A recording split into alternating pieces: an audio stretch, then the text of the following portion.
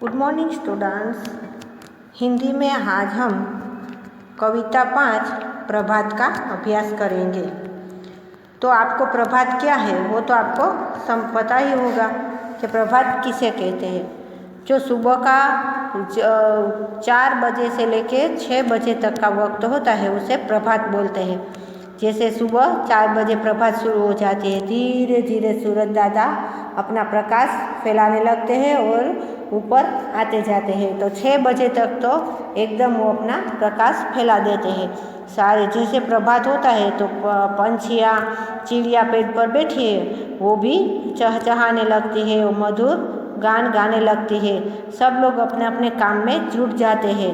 और जो आप सुबह प्रभात के समय यानी कि 6 बजे तो आप उठते हो और उस समय आप जो पढ़ते हो तो आपको बहुत अच्छी तरह से याद रह जाता है। सुबह सुबह उठकर हम जो भी पढ़ाई करते हैं ना तो ये याद रह जाता है। देखो ये चित्र पूरा आप देख रहे हो कि इसमें सब अपने अपने काम में कैसे लग जाते हैं वो बताया है। जो बच्चे देख रहे हैं वो अपना होमवर्क कर रहे हैं, पढ़ रहे हैं, मम्मी उसको जगा रही है और चिड़िया चहक रही है, अपने खाने की तलाश में उड़कर काम में लग जाती है। ग्वाला है वो गाय चराने चला जाता है।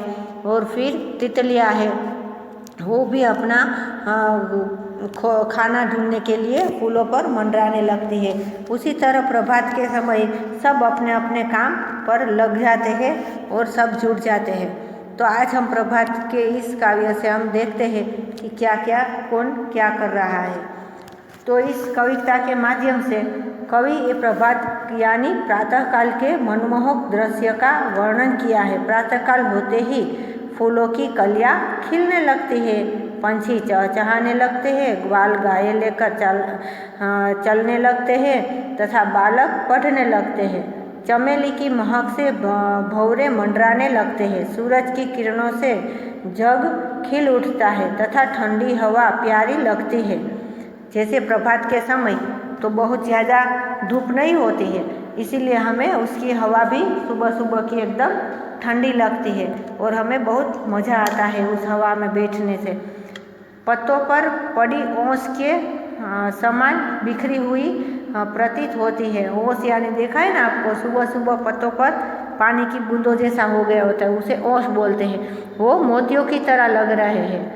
कवि प्रातःकाल के वर्णन के उपरांत बालकों को आलस छोड़कर पढ़ने के लिए संबोधित करते हैं। जैसे सुबह सुबह हमें उठकर आलस होती है ना आपको भी, तो मम्मी जगाती है तब आप बोलते हैं कि नहीं मम्मी थोड़ी देर सोने देना, अब थोड़ी देर बाद में पढ़ूंगा, तो आपको आलस आता है। तो वो भी कवि बोलता है कि आलस को छोड़कर पढ़ने के लिए संबोधित करता है प्रभात। तो चलो हम देखते हैं कविता। पहले कविता को गाते हैं। चटक रही बागों में कलियां, पंछी करते हैं रंग रलियां, ग्वाल चले सब गाये लेकर, बालक पढ़ते हैं मन देकर। महक रही खूब है चमेली, भंवरे आए जान अकेली, सूरज ले किरणों की माला, निकला सब जग किया उजाला।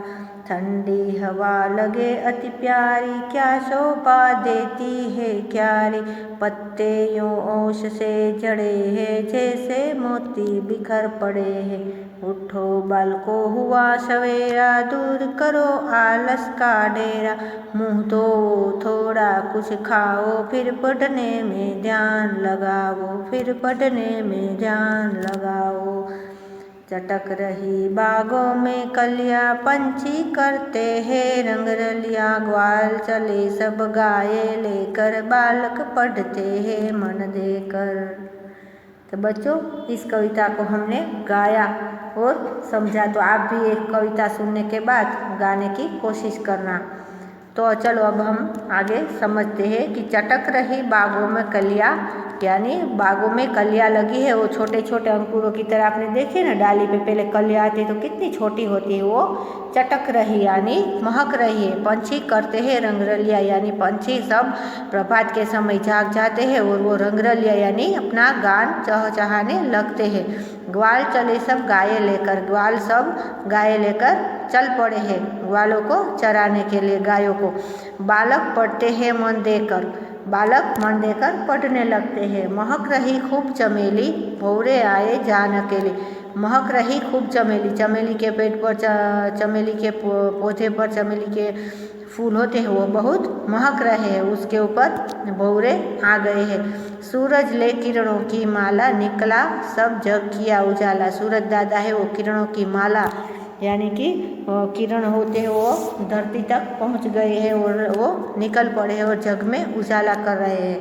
ठंडी हवा लगे अति प्यारी, क्या शोभा देती है क्यारी। ठंडी हवा प्यारी लग रही है और क्यारी यानी फूलों की क्यारियाँ दिख रही है ना, वो भी क्या शोभा दे रही है। पत्ते ओस से झड़े हैं, जैसे मोती बिखर पड़े हैं। पत्तों के ऊपर ओस के जो बूंदगिरी है वो मोतियों की तरह लग रही है और वो बिखर रही है। उठो बालको हुआ सवेरा, देखो पिक्चर में दिख रहा है ना कि भाई बहन सो रहे हैं, उसकी मम्मी उसको जगा रही है कि देखो बालको सवेरा हो गया है, दूर करो आलस का डेरा, यानी आलस दूर करो और अब अपने काम में जुड़ जाओ। मुंह धोवो, थोड़ा कुछ खाओ, फिर पढ़ने में ध्यान लगाओ। तो उसकी मम्मी बोलती है कि चलो उठ जाओ, आलस को दूर करो, मुंह धोवो और थोड़ा कुछ खा लो, यानी नाश्ता करते हैं ना आप भी, चाय नाश्ता, तो वैसे कर लो, फिर पढ़ने में ध्यान लगाओ। सुबह सुबह हम पढ़ते हैं तो हमारे दिन हमको बहुत अच्छी तरह से याद रह जाता है। सुबह हमारा मगज शांत होता है ना, इसीलिए जल्दी याद रह जाता है। तो इस कविता से हमें पता चलता है कि प्रभात का समय कितना अच्छा होता है और हमको खूब आनंद देता है। तो इस कविता से हमें क्या सीख मिलती है?